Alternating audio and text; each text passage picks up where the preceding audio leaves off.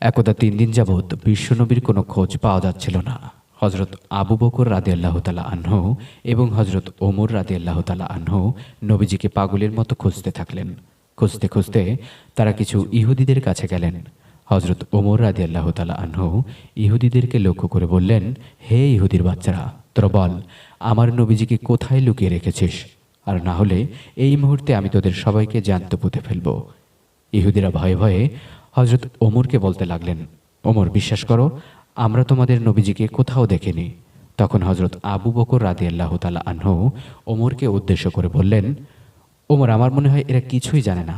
চলো আমরা সামনের দিকে যাই। সামনের দিকে গিয়ে হয়তোবা কিছু রাখালদের দেখতে পাবো। সেই রাখালদের কাছে জিজ্ঞেস করলে তাদের কাছে নবীজির কোনো সন্ধান পাওয়া যেতে পারে। অতঃপর তারা দুজন সামনের দিকে রওনা করলেন। কিছু দূর হাঁটতে হাঁটতে তারা রাখালদের কাছে এসে পৌঁছালেন। তখন হযরত আবু বকর রাদিয়াল্লাহু তাআলা আনহু রাখালদের দিকে লক্ষ্য করে বললেন, হে রাখালেরা, তোমরা কি আমাদের দ্বীনের নবীকে এদিক দিয়ে যেতে দেখেছ? তখন রাখালদের মধ্যে একজন বললেন, ভাই, আজকে ৩ দিন যাবৎ একজন লোক ওই পাশের একটি গর্তের ভিতর কি জানি কি বলে কান্না করে চলেছে। তার কান্নার কারণে আজকে ৩ দিন যাবৎ আমাদের ছাগল, ভেড়া, বকরিগুলো কোনো দানা পানি খাচ্ছে না। তাদের বাচ্চাগুলো দুধে মুখ লাগাচ্ছে না। আজকে ৩ দিন ধরে এই অবস্থা চলার কারণে আমাদের পশু প্রাণীগুলো না খেয়ে একেবারে প্রায় নিঃশেষ হয়ে যাচ্ছে। ভাই, যদি উনি তোমাদের লোক হয়ে থাকে তাহলে এখনই তোমরা তাকে নিয়ে যাও, না হলে আমাদের পশু প্রাণীগুলো না খেয়ে তিলে তিলে নিঃশেষ হয়ে যাবে। তখন হযরত আবু বকর রাদিয়াল্লাহু তাআলা আনহু ওমরকে বললেন, ওমর, যে নবীর কান্নার কারণে পশু পাখি পর্যন্ত না খেয়ে বসে আছে, বাচ্চারা তাদের দুধে মুখ লাগাচ্ছে না, সেই নবী আমাদের দ্বীনের নবী ছাড়া আর কেউ হতে পারে না। চলো আমরা এখনই সে গুহার মধ্যে চলে যাই। তখন হযরত আবু বকর রাদিয়াল্লাহু তাআলা আনহু এবং হযরত ওমর রাদিয়াল্লাহু তাআলা আনহু পাশের গুহার দিকে রওনা করলেন। গুহার কাছে এসে তারা দেখল বিশ্বনবী সেজদায় পড়ে ইয়া উম্মতি বলে কান্না করেই চলেছে।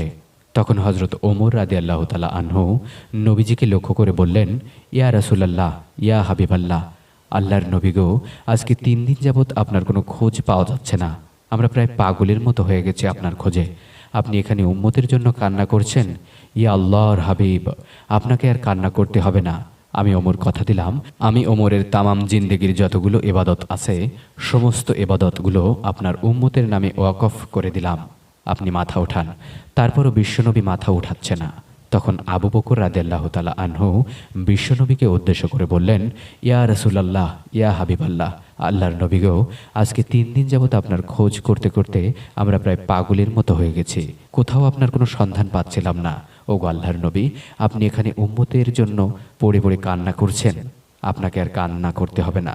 আমি আবু বকর কথা দিচ্ছি, আমার সমস্ত জীবনের ইবাদতগুলো আপনার উম্মতের নাজাতের জন্য দান করে দিলাম।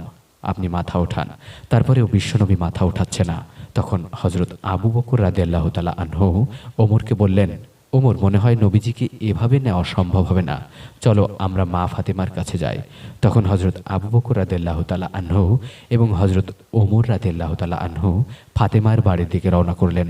প্রতিমধ্যে তাদের হযরত আলী রাদিয়াল্লাহু তাআলা আনহুর সাথে দেখা হয়ে গেল এবং তারা হযরত আলী রাদিয়াল্লাহু তাআলা আনহুকে দেখে হযরত ওমর রাদিয়াল্লাহু তাআলা আনহু বললেন, আলী, আজকে নবীজিকে ৩ দিন যাবৎ কোথাও খুঁজে পাওয়া যাচ্ছিল না, কিন্তু এখন আমরা নবীজিকে ওই পাশের পাহাড়ের একটি গুহার মধ্যে উম্মতি উম্মতি বলে কান্না করতে দেখে আসছি। আমরা অনেক অনুরোধ করেছি, কিন্তু কোনোভাবেই নবীজিকে আনা যাচ্ছিল না। তুমি এক্ষুনি মা ফাতেমাকে এবং হাসান হোসাইনকে নিয়ে নবীজির কাছে চলে যাও। মনে হয় তাদেরকে ছাড়া নবীজিকে আনা যাবে না। তখন হযরত আলী রাদিয়াল্লাহু তাআলা আনহু তাদের কাছ থেকে এই সংবাদ পেয়ে বাড়ির দিকে রওনা করলেন। হযরত আলী রাদিয়াল্লাহু তাআলা আনহু বাড়িতে এসে মা ফাতেমার কাছে সমস্ত ঘটনা বর্ণনা করলেন। তখন মা ফাতেমা হাসান এবং হোসাইনকে নিয়ে আলীকে সাথে করে মা ফাতেমা রাদিয়াল্লাহু তাআলা আনহু ওই গুহার মধ্যে এসে নবীজিকে লক্ষ্য করে বললেন, আবাগো, আপনি কি করে পারলেন আজকে ৩ দিন যাবৎ আমাদেরকে ভুলে থাকতে? আপনার আদরের নাতি হাসান এবং হুসাইনকে ভুলে থাকতে? আমরা আজকে ৩ দিন ধরে আপনার কোনো খোঁজ না পেয়ে একদম পাগলপাড়া হয়ে গিয়েছি। আপনার আদরের নাতি হাসান এবং হুসাইন আপনার জন্য অনবরত কান্না করেই চলেছে। আব্বাগো, আমরা নিতে এসেছি আপনাকে, আপনি চলুন আমাদের সাথে। তারপরেও বিশ্বনবী মাথা উঠাচ্ছে না। এরপর হযরত ফাতেমা রাদিয়াল্লাহু তাআলা আনহা বিশ্বনবীকে লক্ষ্য করে বলতে লাগলেন, ওগো আব্বাজান, আপনাকে আর আপনার উম্মতের জন্য কান্না করতে হবে না। আমি ফাতেমা ঘোষণা দিচ্ছি, আপনার উম্মতের নাজাতের জন্য আমি আমার কলিজার টুকরা হাসান এবং হুসাইনকে কোরবানি করে দিলাম। এরপর সাথে সাথে আল্লাহ রাব্বুল আলামিন হযরত জিবরাইল আলাইহিস সালামকে ডেকে বললেন, হে জিবরাইল, তুমি এক্ষুনি আমার বন্ধুর কাছে যাও। ফাতেমার কোরবানি আমি আল্লাহ কবুল করে নিয়েছি। আমার বন্ধুকে গিয়ে বলো, বন্ধু যেন এক্ষুনি মাথা ওঠায়, উম্মতের জন্য আর কান্না করতে হবে না। তখন জিবরাইল আলাইহিস সালাম আল্লাহর এই হুকুম পেয়ে নবীজির কাছে চলে আসলেন এবং নবীজিকে লক্ষ্য করে বললেন, ইয়া রাসূলুল্লাহ, ইয়া হাবিবাল্লাহ, আল্লাহর নবী গো, আল্লাহ আপনাকে বলেছে আপনি যেন মাথা ওঠান এবং ফাতেমা রাদিয়াল্লাহু তাআলা আনহার সাথে বাড়িতে চলে যান। আপনার উম্মতের জন্য আর কান্না করতে হবে না। আপনার উম্মতের দায় আল্লাহ রাব্বুল আলামিন নিয়ে নিয়েছেন। এই কথা বলে হযরত জিবরাইল আলাইহিস সালাম অদৃশ্য হয়ে গেলেন। অতঃপর বিশ্বনবী সিজদা থেকে মাথা উঠালেন। তারপর হযরত ফাতেমা রাদিয়াল্লাহু তাআলা আনহা হাসান হুসাইন এবং আলীকে সাথে নিয়ে বাড়ির দিকে রওনা করলেন। সুবহানাল্লাহ, সুবহানাল্লাহ। এই ঘটনার কিছুদিন পর বিশ্বনবী ফাতেমার বাড়ির উদ্দেশ্যে রওনা করলেন। নবীজি ফাতেমার বাড়িতে এসে হযরত ফাতেমার ঘরে প্রবেশ করে দেখতে পেলেন মা ফাতেমা নামাজের জায়নামাজে বসে কান্না করছে। তখন বিশ্বনবী ফাতেমাকে জিজ্ঞেস করলেন, ও ফাতেমা, তোমার কি হয়েছে? তুমি কান্না করছো কেন? তখন ফাতেমা রাদিয়াল্লাহু তাআলা আনহা নবীজিকে বললেন, আবাগো, আজকে 3 দিন যাবৎ আপনার আদরের নাতি হাসান এবং হোসাইন না খেয়ে দুই ভাই ওই ঘরের পাশে গলাগুলি করে কান্না করছে। তাদের দুঃখ দেখে, তাদের কষ্ট দেখে আমি মা সইতে পারছি না।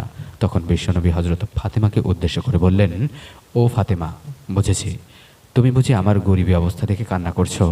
হে ফাতেমা, মনে রেখো, আমি আল্লাহ রাব্বুল আলামিনের কাছে পৃথিবীর সবচাইতে প্রিয় মানুষ।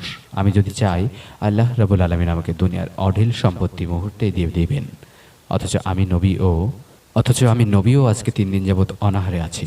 ফাতেমা, তুমি যদি মনে করো যে দুনিয়ার ধন সম্পত্তি সবকিছু, তাহলে আল্লাহ রাব্বুল আলামিন তোমাকে সবকিছু দিয়ে দিবেন। ও ফাতেমা, তুমি তোমার জায়নামাজের কোনা উল্টিয়ে দেখো। তখন ফাতেমা রাদিয়াল্লাহু তাআলা আনহু তার জায়নামাজের কোনা উল্টাতেই দেখল জায়নামাজের নিচে স্বর্ণের মোহর তরতর করে বয়েই চলেছে। তখন ফাতেমা রাদিয়াল্লাহু তাআলা আনহু অবাক হয়ে নবীজিকে বললেন, আব্বাজান, এ তো দেখছি স্বর্ণের মোহর পানির স্রোতের মতো বয়ে চলেছে। তখন নবীজি বললেন, হে মা, এই সব কিছুই তোমার। তুমি তোমার প্রয়োজনের জন্য সব কিছু তুলে রাখো। এইগুলো দিয়ে তোমার পুরো জিন্দেগি চলে যাবে। কিন্তু মনে রেখো মা, দুনিয়ার সুখ শান্তি ক্ষণস্থায়ী। এবার তুমি বুঝে বলো মা, তুমি কি দুনিয়াতে সুখ চাও নাকি আখিরাতের সুখ শান্তি চাও? তখন ফাতেমা রাদিয়াল্লাহু তাআলা আনহা জায়নামাজের কোনা ছেড়ে দিয়ে নবীজিকে বললেন, আব্বাজান, আমি দুনিয়ার কোনো সুখ শান্তি চাই না। আমি আখিরাতের সুখ শান্তির পিছে দৌড়াতে চাই। তখন বিশ্বনবী অত্যন্ত খুশি হয়ে ফাতেমাকে বললেন, হে ফাতেমা, তোমার এই কথায় আমি নবীজি অনেক খুশি হয়েছি। নিশ্চয়ই মহান আল্লাহ রাব্বুল আলামিনও খুশি হয়েছেন। মনে রেখো মা, কাল হাসরের ময়দানে তুমি হবে তামাম দুনিয়ার সমস্ত জান্নাতি মহিলাদের সরদারিনী। তখন বিশ্বনবীর এই কথা শোনার পর মা ফাতেমা অবাক হয়ে নবীজিকে বললেন, আব্বাজান, এটা কিভাবে সম্ভব? আমি যদি সমস্ত জান্নাতি মহিলাদের সরদারিনী হই, তাহলে বিবি মরিয়ম, বিবি আসিয়া এবং রাবেয়া বস্রীর কি হবে? তখন বিশ্বনবী বললেন, হে মা ফাতেমা, তারা তাদের আমলে তাদের যুগের সমস্ত মহিলাদের জন্য সর্বশ্রেষ্ঠ মহিলা ছিল। আর তুমি হলে কিয়ামত পর্যন্ত যত মহিলা আসবে যাবে, যত মহিলা জান্নাতি হবে, সমস্ত জান্নাতি মহিলাদের সরদারিনী। নবীজির মুখে এই কথা শোনার পর হযরত ফাতেমা রাদিয়াল্লাহু তাআলা আনহা আল্লাহর দরবারে দুহাত তুলে শুকরিয়া আদায় করলেন। এই ঘটনার কিছুদিন পর বেশ কিছুদিন অসুস্থ থাকা অবস্থায় বিশ্বনবী দুনিয়া ছেড়ে চলে গেলেন। বিশ্বনবীর বিদায়ে সমস্ত সাহাবীরা প্রায় পাগলপারা হয়ে গেলেন। কোনো কোনো সাহাবীরা মাটির সাথে গড়াগড়ি করে কান্না করতে লাগলেন। বিশ্বনবীর বিদায়ের 2 দিন পর বিশ্বনবীর দাফন কাফন শেষে হযরত আবু বকর রাদিয়াল্লাহু তাআলা আনহু বাড়ির দিকে রওনা করছিলেন। ঠিক এমন সময় পথিমধ্যে হযরত আবু বকর দেখতে পেলেন রাস্তায় দাঁড়িয়ে ইবলিশ শয়তান কান্না করছে। তখন হযরত আবু বকর রাদিয়াল্লাহু তাআলা আনহু ইবলিশকে লক্ষ্য করে বললেন, হে ইবলিশ, তুমি আজকে কেন কান্না করছো?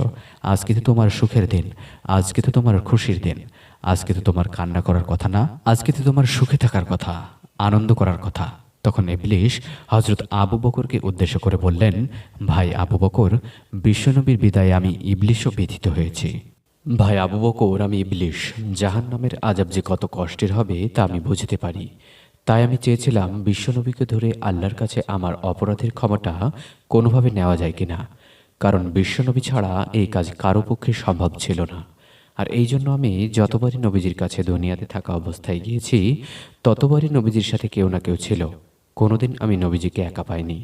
তাই আমি আমার সমস্ত দুঃখের কথাগুলো নবীজির কাছে বলতে পারিনি। আমার সমস্যার সমাধানটাও নবীর মাধ্যমে করা সম্ভব হয়নি। ভাই আবু বকর, আজকে যখন বিশ্বনবী দুনিয়া ছেড়ে চলে গেল, তখন আমার সেই ক্ষমার রাস্তাটাও চিরতরে বন্ধ হয়ে গেল। আর আমি এটা পুঙ্খানুপুঙ্খভাবে বুঝতে পারছি। কোনোদিন আর আমি জান্নাতের আশা করতে পারবো না। ভাই আবু বকর, এই কথা ভেবে আমার বুকটা ফেটে যাচ্ছে। তাই আজকে বিশ্বনবীর চলে যাওয়াতে আমি অঝরে কান্না করে চলেছি। ইবলিশের মুখে এই সব কথা শোনার পর হজরত আবু বকর রাদিয়াল্লাহু তাআলা আনহু আর কোনো কিছু না বলে বাড়ির দিকে রওনা করলেন। বিশ্বনবীর বিদায়ের 6 মাস পর একদিন হঠাৎ করে মা ফাতেমা অসুস্থ হয়ে পড়লেন। সকালবেলা হজরত আলী রাদিয়াল্লাহু তাআলা আনহু ফাতেমার কাছে এসে জিজ্ঞেস করলেন, ও ফাতেমা, তোমার কি হয়েছে? তোমার কি বেশি খারাপ লাগছে? তখন ফাতেমা রাদিয়াল্লাহু তাআলা আনহা বললেন, আলী, আজকে আমি এমন একটি স্বপ্ন দেখেছি যেটা দেখার পর আমার আর কিছুই ভালো লাগছে না। আমি খুব অসুস্থতা ফিল করছি। তখন হজরত আলী রাদিয়াল্লাহু তাআলা আনহু ফাতেমার কাছে স্বপ্নের ব্যাপারে জানতে চাইলেন। অতঃপর ফাতেমা রাদিয়াল্লাহু তাআলা আনহা আলী রাদিয়াল্লাহু তাআলা আনহুকে বললেন, আলী, আমি আজকে রাতে স্বপ্নে দেখেছি আমার বাবা বিশ্বনবী আমার ঘরের মধ্যে এসে কি জানি তালাশ করছে। অনেকক্ষণ খোঁজাখুঁজির পর আমার বাবা চলে যাচ্ছিল। ঠিক সেই সময়ে আমি পিছন দিক দিয়ে আমার আব্বাজানকে ডাক দিলাম। তখন বিশ্বনবী আমাকে বললেন, মা ফাতেমা, আমি তো তোমাকেই খুঁজতেছিলাম। শোনো মা, আজকে তুমি সেহরি করবা আলীর দস্তরখানায় আর ইফতার করবা আমার দস্তরখানায়। এই কথা বলে আমার আব্বাজান অদৃশ্য হয়ে যায়। হজরত আলী রাদিয়াল্লাহু তাআলা আনহু জ্ঞানী মানুষ, তার কিছুই বুঝতে বাকি রইল না যে আজকেই হয়তো মা ফাতেমা দুনিয়া ছেড়ে বিদায় হয়ে যাবে। তখন হজরত আলী রাদিয়াল্লাহু তাআলা আনহু চিন্তায় পড়ে গেলেন। বিকালবেলা হজরত ফাতেমা রাদিয়াল্লাহু তাআলা আনহার শরীর আরও বেশি খারাপ হতে থাকে। তখন ফাতেমা রাদিয়াল্লাহু তাআলা আনহা হজরত আলীকে কাছে ডেকে বললেন, ও আলী, আমার মনে হচ্ছে আমি আজকেই দুনিয়া ছেড়ে চলে যাব। আলী, এই বিদায়ের বেলায় আমি তোমাকে 3টি অনুরোধ করে যেতে চাই। তুমি আমাকে কথা দাও আমার এই অনুরোধগুলো রাখবে। তখন হজরত আলী রাদিয়াল্লাহু তাআলা আনহু কথা দিলেন। অতঃপর ফাতেমা রাদিয়াল্লাহু তাআলা আনহা বললেন, আলী, আমি এতটা বছর তোমার সাথে সংসার করে জীবন পার করেছি। হয়তোবা আমার জানা অজানা অনেক ভুল ত্রুটি আমি তোমার কাছে করেছি। দয়া করে তুমি আমাকে ক্ষমা করে দিবা। তখন আলী রাদিয়াল্লাহু তাআলা আনহু বললেন, ও ফাতেমা, তুমি এসব কি বলছো? তোমার কোনো দোষ ত্রুটি বা ভুল আমার কাছে নেই। তোমার বাবা বিশ্বনবী দয়া করে মায়া করে তোমার মতো মেয়েকে আমার হাতে তুলে দিয়েছিলেন। আমি তো পৃথিবীর সবচেয়ে বড় সৌভাগ্যবান ব্যক্তি যে আমি তোমাকে বিয়ে করতে পেরেছিলাম। ফাতেমা, তোমার কোনো ভুল ত্রুটি আমার কাছে নেই। হজরত ফাতেমা বললেন, আলী, আমার দ্বিতীয় অনুরোধটি হলো, আমি দুনিয়া ছেড়ে চলে যাবার পর তুমি আরেকটি বিয়ে করবে। আমি তোমাকে অনুমতি দিয়ে গেলাম এবং সপ্তাহে একদিন হলেও আমার হাসান হোসাইনকে তোমার বুকে নিয়ে ঘুমাবে। আলী, আমার 3 নম্বর অনুরোধ হলো, আমি দুনিয়া থেকে চলে যাবার পর আমার লাশটাকে রাতের বেলায় দাফন করতে নিয়ে যাবে, যাতে করে কেউ আমার লাশ দেখতে না পারে। আমি চাই না কেউ আমার লাশ দেখে বুঝে ফেলুক যে বিশ্বনবীর মেয়ে ফাতেমা এতটুকু লম্বা ছিল, এতটুকু মোটা ছিল, তাহলে যে আমি বড়ই গুনাহগার হয়ে যাব। হজরত আলী রাদিয়াল্লাহু তাআলা আনহু ফাতেমার এই সমস্ত অনুরোধগুলো শুনে অঝরে কান্না করছে।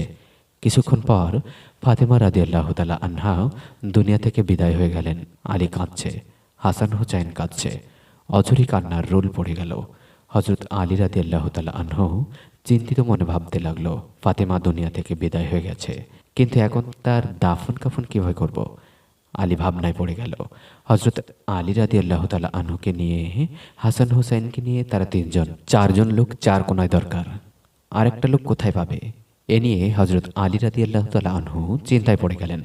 কিছুক্ষণ পর দেখলেন নবীর এক সাহাবী আবু যর গিফারি রাদিয়াল্লাহু তাআলা আনহু হজরত আলী রাদিয়াল্লাহু তাআলা আনহুর ঘরের মধ্যে প্রবেশ করলেন। অতঃপর তারা 4জন মিলে ফাতিমা রাদিয়াল্লাহু তাআলা আনহার খাটের পায়ায় ধরে কবর দেশে নিয়ে গেলেন। কবর দেশে আসার পর হজরত আলী রাদিয়াল্লাহু তাআলা আনহু আবু যর গিফারিকে লক্ষ্য করে বললেন, ও আবু যর, তুমি কি করে জানলে যে আজকে ফাতেমা দুনিয়া থেকে বিদায় হয়ে গিয়েছে? তখন নবীর সাহাবী আবু যর গিফারি রাদিয়াল্লাহু তাআলা আনহু হজরত আলীকে উত্তর দিলেন, এহে আলী, গতকাল রাতে বিশ্বনবী আমাকে স্বপ্ন যোগে দেখা দিয়েছিল। নবীজি আমাকে এসে বলেছে, ও আবু যর, আমার মেয়ে ফাতেমা কালকে দুনিয়া থেকে বিদায় হয়ে যাবে, তুমি নিজে গিয়ে তার দাফন কাফন করে আসবে। অতপর সবাই মিলে মা ফাতেমার লাশ কবরের মধ্যে নামালেন। কবরের মধ্যে হযরত ফাতেমা রাদিয়াল্লাহু তাআলা আনহাকে রাখার পর নবীজির সাহাবী আবু যর গিফারি রাদিয়াল্লাহু তাআলা আনহু কবরকে উদ্দেশ্য করে বলতে লাগলেন, হে কবর, তুমি কি জানো তোমার মধ্যে আজকে কাকে রেখে যাচ্ছে? তোমার মধ্যে রেখে যাচ্ছে হযরত হাসান এবং হুসাইন রাদিয়াল্লাহু তাআলা আনহুর মাকে, যে হাসান এবং হুসাইন হবে বেহেশতি যুবকদের সর্দার। সে হাসান ও হুসাইনের মা হযরত ফাতেমাকে তোমার মধ্যে রেখে যাচ্ছে। সাবধান, সাবধান কবর, তুমি কিন্তু তার সাথে খারাপ কোনো ব্যবহার করবে না, তুমি সর্বদাই তার সাথে ভালো ব্যবহার করবে। এরপর হযরত আবু যর গিফারি রাদিয়াল্লাহু তাআলা আনহু আবার কবরকে লক্ষ্য করে বলতে লাগলেন, হে কবর, তোমার মধ্যে এমন একজনকে রেখে যাচ্ছে যিনি হলেন বেহেশতি মহিলাদের সর্দারিনী, মা ফাতিমা রাদিয়াল্লাহু তাআলা আনহা, এবং তিনি হলেন শেরে খোদা হযরত আলী রাদিয়াল্লাহু তাআলা আনহুর স্ত্রী। সাবধান কবর, তুমি কিন্তু তার সাথে ভালো ব্যবহার করবে। তিনবারের মাথায় হযরত আবু যর গিফারি রাদিয়াল্লাহু তাআলা আনহু আবার কবরকে উদ্দেশ্য করে বলতে লাগলেন, হে কবর, তুমি জেনে রাখো তোমার মধ্যে এমন একজনকে রেখে যাচ্ছে যাকে সৃষ্টি না করলে দুনিয়ায় তামাম পৃথিবীর কোনো কিছুই সৃষ্টি হতো না। নবী মুহাম্মদুর রাসূলুল্লাহ সাল্লাল্লাহু আলাইহি ওয়াসাল্লামের কলিজার টুকরা মেয়ে ফাতেমাকে তোমার মধ্যে রেখে যাচ্ছে। সাবধান, সাবধান কবর, তুমি কিন্তু তার সাথে কোনো বেয়াদবি করবা না। এবার আল্লাহ রাব্বুল আলামিন কবরের জবান খুলে দিলেন। তখন কবর হযরত আবু যর গিফারিকে লক্ষ্য করে বলতে লাগলেন, হে আবু যর গিফারি, আমি কবর এমন এক জায়গা, আমি দেখি না কে কোন বংশ থেকে এসেছে, দুনিয়াতে তার কি পরিচয় ছিল, আমি সব কিচ্ছু দেখি না। আমি শুধু দেখি কে আমার মধ্যে সৎ আমল নিয়ে এসেছে, তাকেই আমি শান্তি প্রয়োগ করি। আর যে ব্যক্তি আমার মধ্যে অসৎ হয়ে আল্লাহ এবং আল্লাহর নবীর নাফরমানি করে আমি কবরের মধ্যে আসে, তার জন্য আমি ভয়াবহ রূপ ধারণ করি। তার এক পাজরের হাড় আমি মাটি চাপ দিয়ে আর এক পাজরের মধ্যে ঢুকিয়ে দেই, এবং তার জন্য আমি কবরের মধ্যে রয়েছে হাজার হাজার সর্প, যে তাকে প্রতিনিয়ত প্রতি সেকেন্ডে দংশন করতে থাকবে। হে আবু যর গিফারি, তুমি জেনে রাখো, যে ব্যক্তি সৎ আমল নিয়ে ভালো মানুষ হয়ে আল্লাহর প্রতি ঈমান এনে আখিরাত এবং দুনিয়াকে বিশ্বাস করে আমি কবরের মধ্যে আসবে, আমি সেই ব্যক্তিকে আরামদায়ক ব্যবস্থা করে দেব। তার জন্য আমি জান্নাতের বালাখানা কবরের মধ্যে বিছিয়ে দেব।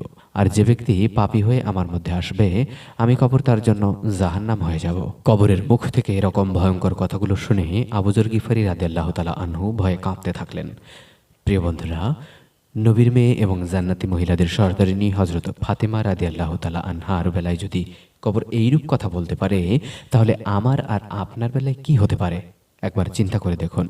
আল্লাহ রাব্বুল আলামিন আমাদের সবাইকে কবর দেশের পুঁজি সঙ্গে নিয়ে কবর দেশে যাওয়ার তৌফিক দান করুক, এবং আল্লাহ রাব্বুল আলামিন আমাদের সবাইকে আল্লাহর পথে চলার তৌফিক দান করুক।